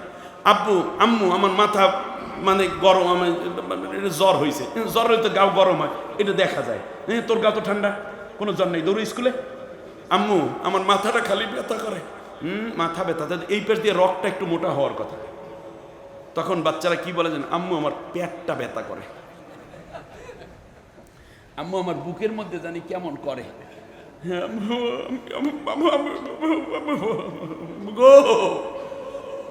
মাইকা বাজান থাও, স্কুলে যাওয়া লাগবে না। এমন এক রোগের কথা বলছে যা কেউ দেখে না, মানে আকীদা খারাপ। জামাত ইসলামীর আকীদা খারাপ, এই কথা যারা বলে আসেন না। জামাত ইসলামীর আকীদা কেতাবে লেখা আছে। আকীদাই যদি খারাপ হতো তাহলে সামনে ছিল বিশাল সংবর্ধনা, আর মাথার গলার কিনারে ছিল ফাঁসির রশি। ফাঁসির রশিকে তারা বরণ করেছে। হুজুর, আপনি ওই রকম ফাঁসির জায়গায় একবার গিয়ে তারপরে আকীদা যাচাই করবেন, এর আগে কোনো কথা কইেন না।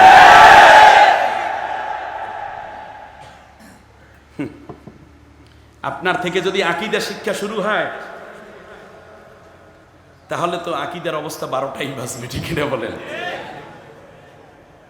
আমি ছোট্ট করে বললাম এর জন্য, দেখেন জামাতের কত উদারতা। আপনারা যা করেন নাই তারা সেই কাজগুলো করছে, আর আপনারা যা করছেন সেই কাজের মধ্যে তারা স্বীকৃতি দিয়ে ভালোবেসে বললেন আপনারা এইগুলো করেন, আমরা আবার এইগুলো সামলাই। 2 ভাই 2 দিকে যাই, 10 ভাই 10 দিকে যাই, যাতে করে কোনো দিক থেকে শত্রুরা যেন ইসলামের মধ্যে হামলা করতে না পারে। অথচ আপনারা বললেন যে ওই দিকে গেলে ওরা ভাই না আমাদের, আপনারা বলে দিলেন।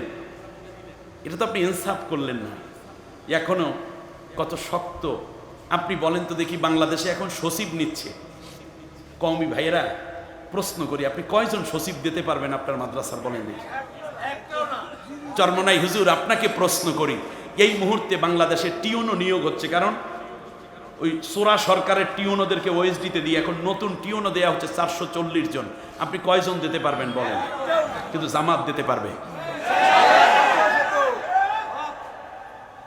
ব্যাংকে ন্যূনতম এখন 1 লক্ষ জনশক্তি দরকার। ব্যাংকের ম্যানেজার, সহকারী ম্যানেজার, অপারেশন অফিসার, ক্যাশিয়ার, সেখান থেকে নিয়ে ফিল্ড অফিসার, এরপরে এমডি ইত্যাদি বড় বড় পদগুলোতে আপনি কয়জন দিতে পারবেন? কিন্তু জামাত ইসলামী দিচ্ছে। আপনি যখন নিজের কলব পরিষ্কারে চিন্তা করছেন, তখন জামাত ইসলামী গুনাহ থেকে বাঁচিয়ে রেখে বেঁচে থেকে এই জাতিকে পরিষ্কার করার জন্য ঝাড়ু হাতে ময়লা আবর্জনা পরিষ্কার করে আপনাদের জন্যই কার্পেট বিছাইয়ে দিল। সেই কার্পেটের উপরে হাঁটবেন আর জামাতের গালি দিবেন, আর জামাত ইসলামী হাসি মুখে ফুলের তোড়া নিয়ে আপনাদেরকে স্বাগত জানাবে। আপনাদের বিরুদ্ধে ফতোয়ার কোন রকম ঢিল জামাত ছাড়বে না, এই বিশ্বাস আপনারা রাখতে পারেন।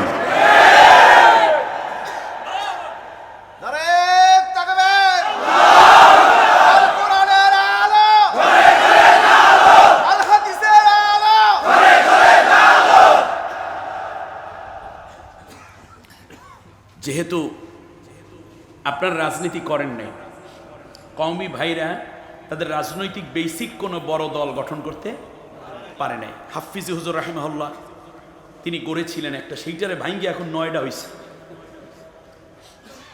এরপরে যাও আছেন আপনারা আমাদের সহযোগী ভাই, ফতুয়া দিয়েন না। ফতুয়া দিবেন যে ফতুয়া জানে তার কাছে গিয়ে। রাস্তার মধ্যে ফতুয়া দিলে ওই মুফতির ফতুয়া জামাত ইসলামী নিবে না। রাস্তার মুফতির ফতুয়া জামাত নেয় না। আপনারা মনে করতে পারেন নাকি যে জামাত ইসলামীতে কোনো আলেম নাই? ইন্টারন্যাশনালি যত বড় বড় আলেম বাংলাদেশে আছে তার 90% জামাত ইসলামীর।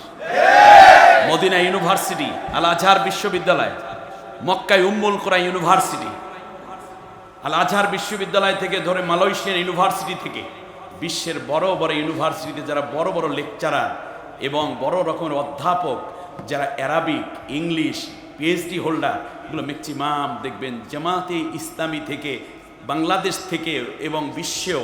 জামাত ইসলামী শুধু বাংলাদেশে না তো, তামাম দুনিয়ায় তো জামাতের সংগঠন আছে, ঠিক কিনা বলেন? সেখানে বড় বড় মুহাক্কিক ও উলামায়ে কেরাম রয়েছে। আর আপনারা এখানে বসে ফতুয়া দিচ্ছেন জামাতের আমির হচ্ছে জেনারেল শিক্ষিত আর সেক্রেটারি হচ্ছে অধ্যাপক। এইটা দিয়ে ইসলাম হবে না। আপনি শুধুমাত্র জামাতের এই আমির এবং সেক্রেটারিকে ছোট করেন নাই হুজুর। বিনয়ের সাথে আমি আপনার প্রতি শ্রদ্ধা রেখে হাতে চুমু, কপালে চুমু খেয়ে বলছি, মুহতারাম ও মুকাররামি শেখুল হাদিস মুরব্বী, নামটা নিলাম না, শুনুন, হাজার হাজার আলিম, জেনারেল শিক্ষিত মানুষ, পিএইচডি হোল্ডার, তারা মিলে একজন আমির নির্বাচন করে। কোনো ব্যক্তি এসে হঠাৎ করে জামাতের আমির হয় না। তৃণমূল পর্যায় থেকে নিয়ে 1 লক্ষাধিক নারী পুরুষ যারা সবচেয়ে বেশি পরীক্ষিত রুকন, তাদের ভোটে নির্বাচিত হয় আমিরে জামাত। লক্ষ লক্ষ মানুষ, আলেম ওলামা, হাজার হাজার আলেম বুঝলো এই ব্যক্তি সংগঠন চালাইতে উপযুক্ত, আর আপনি বললেন এর দিয়ে কাজ হবে না। আমার মনে হয় বাংলাদেশের প্রেক্ষাপট বাদ দেবার তুরস্কে যাই। এই প্রসঙ্গটা আমি একটু নিয়ে আসলাম এই জন্য, যেহেতু এখন তো আর আমাদের মধ্যেই আমাদের চলতে হবে। আমি বলি, তুরস্কের প্রেসিডেন্ট রজব তাইয়েব এরদোগান, একে আমাদের মামুনুল হক ভাই প্রশংসা করেছেন, ঠিক না বলেন? হারুন ইজহার সাহেব প্রশংসা, সবচেয়ে বড় মুসলিম হিরো, মানে মুসলিম উম্মার হিরো এখন তিনি। আপনারা কি বলেন, ঠিক না? আপনারা এরদোগানকে ভালোবাসতেন, ভাগ্য ভালো ওই বেটার যে উনি বাংলাদেশের নেতা হয় নাই, তাহলে যেভাবে দাড়ি মোস কামাই না ওনারা কেউ মানতেই না। অথচ তাকে আপনারা নেতা বললেন।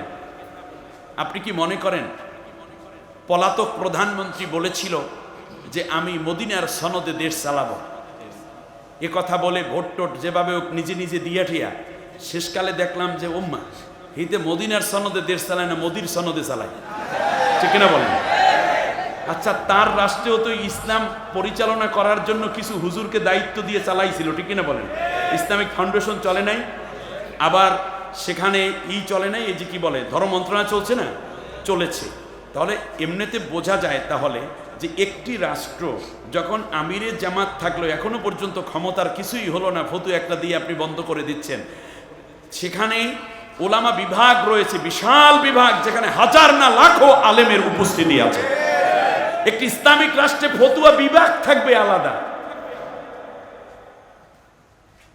আপনি কোন জায়গা থেকে কি বললেন একটি সংগঠন সম্বন্ধে না জেনে এভাবে মন্তব্য করলে মানুষেরা হালকা মনে করে, ঠিক কিনা বলেন? কি মনে করে? হালকা মনে করে। আবার উদাত্ত আহ্বান জানাই আপনাদেরকে, জামাত ইসলামীতে আলেমের সংকট আছে যদি বুঝে থাকেন, প্লিজ আপনাকে আহ্বান করছি, আপনারা চলে আসুন এই সংকট উত্তরণে। যেহেতু এরা অনেক দূর থেকে আগাই আছে, অনেক দিক থেকে যতটুকু পিছাইয়া আছে, আসেন না আমরা সবাই মিলে ওই ভাইদেরকে অভাবটা পূরণ করে একসাথে আগাইয়া যাই। এবার নবীর একটা হাদিস শুনি এ ব্যাপারে। আল্লাহর নবী বলেন, ওমর রাদিয়াল্লাহু তাআলা আনহুর পুত্র আব্দুল্লাহ থেকে বর্ণিত, আন আব্দুল্লাহ ইবনে ওমর রাদিয়াল্লাহু তাআলা আনহুমা قال قال رسول الله صلى الله عليه وسلم فاتبعوا السواد الأعظم فإنه من شج شج في النار। আল্লাহর নবী বললেন, আমার উম্মতেরা শোনো, একটি রাষ্ট্রের মধ্যে একাধিক যদি ইসলামপন্থী দল এবং মতের লোক হয়, সময় সুযোগ যদি আসে, একটা দলকে বিজয় দেওয়ার কথা যদি তোমাদের মাথায় এসে যায়, তাহলে কোন দলটাকে দিয়ে তোমরা আগাইয়া নেবা সেই ব্যাপারে আমি তোমাদেরকে পরামর্শ দিচ্ছি। মনে হয় আল্লাহর নবী বর্তমান ইলেকশন সামনে রাইখে আমাদেরকে সবাইকে বলতেছেন। কওমি আলেমদের কাছে চিঠি আসছে কার পক্ষ থেকে? নবীর পক্ষ থেকে। তবলিগের ভাইদের কাছে নবীর পক্ষ থেকে চিঠি আসছে, পীর মাশায়েখদের কাছে নবীর পক্ষ থেকে একটা চিঠি আসছে, বিএনপির ভাইদের কাছে নবীর পক্ষ থেকে, জাতীয় পার্টির ভাইদের জাসদ বাসদ সেখান থেকে ধরে আলিয়া কওমি পীর মাশায়েখ যারা আছে সবার কাছে, মুরিদদের কাছে, সবার কাছে একটা চিঠি নবী পাঠাইয়া দিলেন। ফাত্তাবিউস সিওয়াদাল আযম, যেই দলটি ইসলামী হুকুমত কায়েমের জন্য বেশি আগাইয়া আছে, ও আমার উম্মতেরা আমি নবীজি বলে যাচ্ছি, তোমরা সেই দলটাকে সমর্থন দিয়ে তাড়াতাড়ি রাষ্ট্র ক্ষমতায় পাঠাইয়া দাও। ফাত্তাবিউস সিওয়াদাল আযম, সবচেয়ে বড় দল, যাদের মধ্যে ডাক্তার আছে, ইঞ্জিনিয়ার আছে, পুলিশ হইতে পারে, র্যাব হইতে পারে, ডিবি হইতে পারে, ডিসি হইতে পারে, টিউনো হইতে পারে, ওসি হইতে পারে, দারোগা হইতে পারে, এমনকি মসজিদের ইমামতিও করতে পারে, জানাজাও পড়তে পারে, আবার তারা টেলিভিশনেও কথা বলতে পারে, পত্রিকাও চালাইতে পারবে, আবার তারা ইন্টেলেকচুয়াল বিশ্বের সাথে আন্তর্জাতিক সম্পর্ক রেখে বলতে ব্যাংকও বোঝে, বিমাও বোঝে, হাসপাতালও বোঝে, চিকিৎসাও বোঝে, নারীর অধিকার বোঝে, পুরুষের অধিকার বোঝে, এইরকম সব বুঝা মিল্লা সব জায়গায় এমপি, মন্ত্রী, মেম্বার, চেয়ারম্যান, ডিসি, এসপি হইতে শুরু করে কমিশনার এবং মেয়র পর্যন্ত সব জায়গায় পদে পদে তাদের লোক তৈরি হয়ে গেছে এবং যোগ্য লোক আছে। এইরকম দল যেটা, তোমরা সেই দলটাকে সমর্থন দাও তাড়াতাড়ি কইরা। এটা পীরের প্রতি নির্দেশ, মুরিদের প্রতি, তবলিগের প্রতি, কওমির প্রতি, আলিয়ার প্রতি, বক্তার প্রতি, হুজুরের প্রতি, খতিবের প্রতি, মুসল্লির প্রতি, ইমামের প্রতি, রিক্সাওয়ালা, ভ্যানওয়ালা, নারী, পুরুষ, গার্মেন্টসের মালিক, শ্রমিক, সেখান থেকে ধরে সবার উপরে ফাত্তাবিউস সিওয়াদাল আযম, বড় দলকে দিয়ে তাড়াতাড়ি কোরআনের শাসন কায়েমের ব্যবস্থা করে দাও। পরের কথাটা খুব জটিল। এরপর বলেছেন ফামান সাজ্জা, যে ব্যক্তি এই সুযোগ পাওয়ার পরেও বড় দলটাকে সমর্থন না দিয়ে পিছনে পড়ে রইল, সাজ্জা ফিন নার, আমি নবী বলে গেলাম ওই কিন্তু জাহান্নামী হবে। কোন সময় কি ফতুয়া দিয়া। আজকে তবলিগ দুই ভাগ হয়েছে, কারণ কি জানেন? আমি তবলিগের সাথী হওয়ার কারণে জেনেছি। সেটা হচ্ছে একদল উলামা যারা বিজ্ঞ অভিজ্ঞ প্রাজ্ঞ ইলেম কালামে পরিপূর্ণ অনেক বেশি, আরেক দল হলো তবলিগের মধ্যে যারা কম জ্ঞানী কিন্তু আল্লাহকে ভালোবাসে, ইখলাস আছে, চিল্লার পর চিল্লা দিয়েছে, অথবা জেনারেল শিক্ষিত। আমি আপনাদেরকে জানতে চাই, তবলিগের মধ্যে অনেক আমির সাহেব আছেন, মুরব্বী আছেন, যারা জেনারেল শিক্ষায় শিক্ষিত আছে না নাই? কি ওনার ইমারত পাল্টেই ফেলাইবেন নাকি? ওনাকে কি আমির বানাইছে বিদেশ থেকে, না এই দেশের সাথী বেরিয়েই বানাইছে? সাথী বেরিয়ে বানাইছে। তাহলে আপনি ফতুয়া দিচ্ছেন কেন? অতএব এই দেশের সাথী বাইরেই তো একজন মানুষকে বিবেচনা করে করে চিন্তা করেছেন তিনি আমির হতে পারেন। এখন আপনার দৃষ্টিতে হয় না, তার কারণ হলো এই যে আপনি এই সংগঠন সম্বন্ধেও জানেন না এবং আমির সম্বন্ধেও জানেন না। একটা ফতুয়া দিয়ে আপনি মনে করছেন উনি শুধুমাত্র জেনারেল শিক্ষিত ডাক্তার। উনি কি শুধু ডাক্তার? উনি ভিতরে বাহিরের, অন্তরেরও ডাক্তার, বাহিরের সমাজেরও ডাক্তার। এই কারণে বহু ডাক্তারই তাকে ইসলামী আন্দোলনের নেতা হিসাবে ভোট দিয়েছে, আলেমরাও ভোট দিয়েছে, বহু কামেল মাদ্রাসার প্রিন্সিপাল, বহু কওমি মাদ্রাসা আলেম মাদ্রাসার বড় বড় মহতামিম তারে মিলে এই জায়গায় বসাইয়ে দিয়েছে। এটা তো শেখ হাসিনার ভোট না, এটা হলো রুকনদের ভোট। আগে জানেন হুজুর, না জেনে বললে হয় কি আমরা মনে করি মুরব্বী খামাখা কথা কয়, এইটি একটা ঝামেলা। আপনি এরকম পাতলা হইয়েন না আপনারা। এবারে আপনি আসেন, যারা আলেম তারা মেহনত কম দিয়েছে। আমার কথা শুনতেছেন না আপনারা? মেহনত কম দিয়া বলতেছে যে আমরা হইলে, উনি হলো প্রাইমারি স্কুলের হেড টিচার ছিল, এক সময় দাড়ি কামাইতো, 3 চিল্লা 4 চিল্লা 5 চিল্লা দেশে, তারপরে এলাকায় মেহনত করেছে, এরপর বিশ্ব ইস্তেমায় গেছে, বিদেশেও কখনো কখনো মুলুক সফরেও গেছে। অতএব উনি আমির হয়ে আছেন। এখন হঠাৎ কইরা একজন কওমি পাশ কইরা এসে দাওরায় হাদিস ডাবল এবং তাফসির এবং হাদিসে সে মুফাসসির এবং মুহাদ্দিস হয়ে আসছে। উনি চিন্তা করে আমি ওনার আনুগত্য করব কেন? অতএব আমরা যারা এখন বেশি শিক্ষিত তারা আমির হয়ে যাব। এই কারণে তবলিগের মধ্যে এখন দুই ভাগ। খেয়াল করছেন কিনা? কোনটা চাই ফট করিয়া আইসা হুট করিয়া আমির হয়ে যাবেন। আর আমিরদের তবলিগের প্যাটার্ন হইল যে একেবারে তৃণমূল থেকে মেহনত করে করে করে করে তারপরে তুমি জিম্মাদার হবা, তারপর তুমি এইটা হবা, তারপর তুমি এটা হবা। তুমি তো হঠাৎ করে এখানে কোনো রকম বড় হওয়ার কোনো সুযোগ নাই। এখন বলতেছে যে আমার মতো এত বড় হুজুর, আমি 4টা বিষয়ের উপর পিএইচডি করা, কিংবা আমি দাওরায়ে হাদিস, ফকি, মুফতি, মুহাদ্দিস, মুফাসসির আমি। এখন উনি বুঝি কোনো আলাম তো সুরাইতে এখনো ঠিক হয় নাই, ওনাকে কেন আমির মানবো? অতএব আমি আমির হয়ে যাব। উনি হুট করে এসে ফুট করে আমির হতে চান একটা গ্রুপ। আর এক গ্রুপ বলছে না, যেই সিস্টেম আছে সেই সিস্টেম অনুযায়ী তুমি যদি একেবারে মূল মার্কাজের প্রধান আমির হও তাতেও আমাদের আপত্তি নেই, কিন্তু এই গাঠি লইয়া জনগণের কাছে যাইতে হবে, চরে যেতে হবে, কখনো পল্লীতে যেতে হবে, আস্তে আস্তে করে সাধারণ মসজিদ থাকতে হবে, শীতের কষ্ট ভোগ করতে হবে, গরমের মধ্যেও রান্না করতে হবে, তারপর সাথী ভাইদেরকে সারা রাত পাহারা দিতে হবে, তাহাজ্জুদ ওয়াক্তে উঠতে হবে, তোমাকে সাথী ভাইদেরকে নিয়ে বের হয়ে যেতে হবে, ওই মসজিদে 50-60 জন সাথীকে এমনি করে করে খাওয়ন দাওয়ন দিয়া তারপরে বুঝাইয়া মিলাইয়া যার যার বাড়িতে শেষকালে পৌঁছাই যেতে হবে। এই কষ্ট না কইরা হঠাৎ কইরা তোমরা ইমারতের দায়িত্ব পাবা না। এখন যারা হঠাৎ করে আমির হইতে চায় তারা গেল একদিকে, এই গেল আর একদিকে। মূল কাজ আমি ফাঁক করে দিয়ে গেলাম। এখন যারা ওই রকম হঠাৎ করে আমির হইতে চায় তারা জামাতের আমির সম্বন্ধে মন্তব্য করে, সেক্রেটারি সম্বন্ধে মন্তব্য করে। এরপরেও আসেন আসেন প্রয়োজনে, আগেই তো বলেছি আমরা ভাই হিসাবেই তো ময়দানে নেমেছিলাম। এক ভাই এক কাজ করবে, আর এক ভাই আর এক কাজ করবে, ঠিক না? সব মিলে আমরা। সেই জন্য আপনারা যেহেতু দরদ দিয়ে চিন্তা করেছেন জামাতে আপনাদের মতো আলেম দরকার এবং আপনারা আসলে জামাত সমৃদ্ধ হবে, তাহলে নবীজিরও কথা, যেই দলটা আগাই আছে সেই দলের আনুগত্য করো, তাহলে তোমাদেরকে আল্লাহ সাফল্য দিবেন। আসেন না তাড়াতাড়ি করে আমরা ইসলামকে সমৃদ্ধ করি আল্লাহর সন্তুষ্টির জন্য।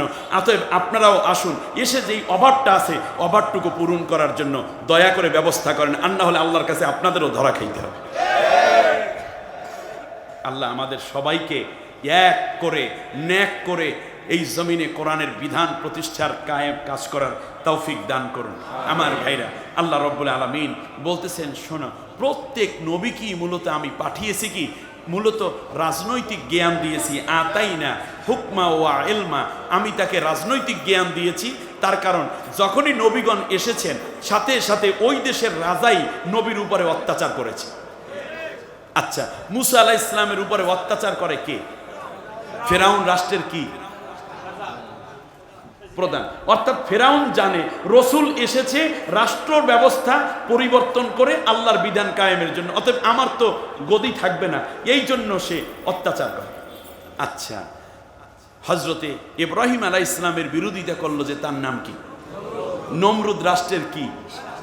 আপনার মনে খেয়াল করতেছেন না জিনিস কোথায় যাচ্ছে?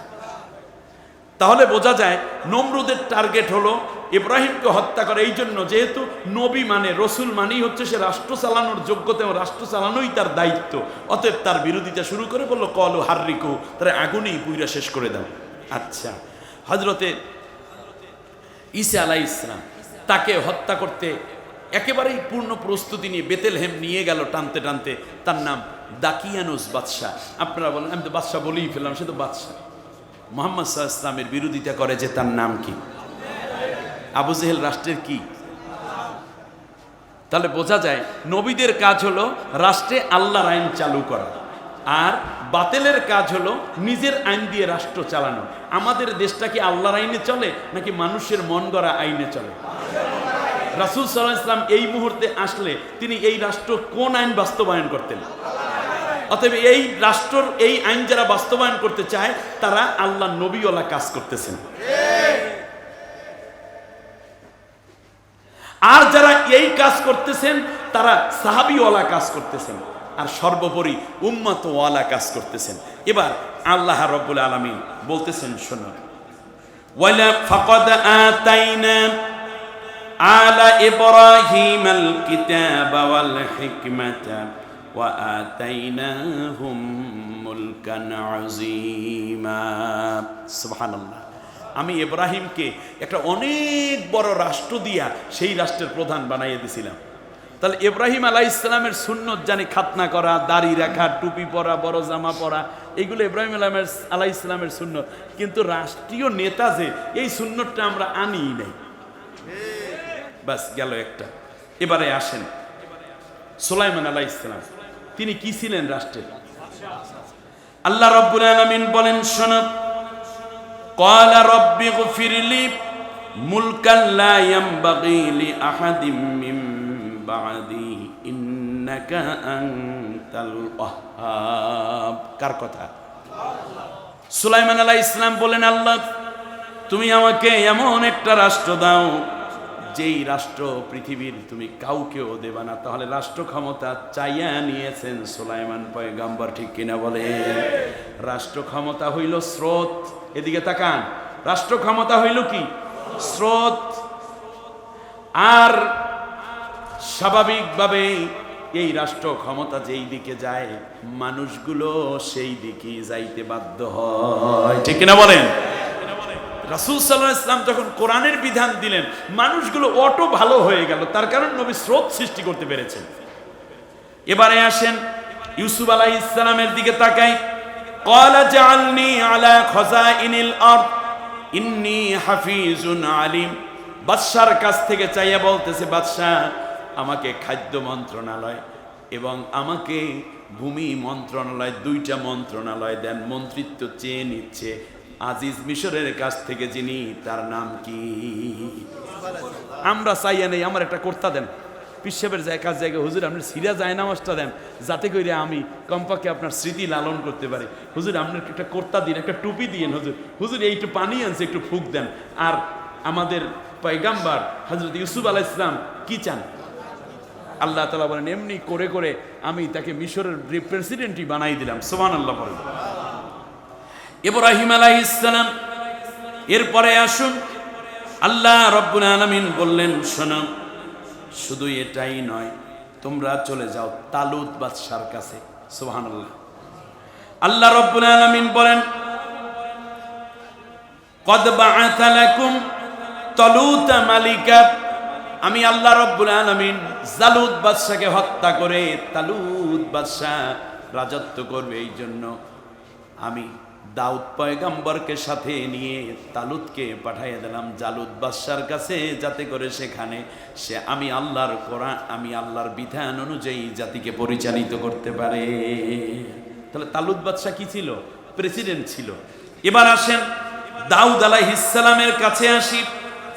আল্লাহ রাব্বুল আলামিন বলেন, শোনো, এমনি করে করে ওয়া দাউদা দাউদু ইন্না জাআলনাকা খলিফাতান ফিল আরদি ফাহকুম বাইনান নাসি বিল কিসত। শোনো, আমি দাউদকে দিয়েছিলাম মানুষের মধ্যে বিচার ফয়সালা করতে, এমনি করে অসাদাদনা মুলকাহু, আমি আল্লাহ তাকে রাজত্ব দিয়েছি এবং রাজত্ব মজবুত করার সব জ্ঞান তাকে দিয়েছি।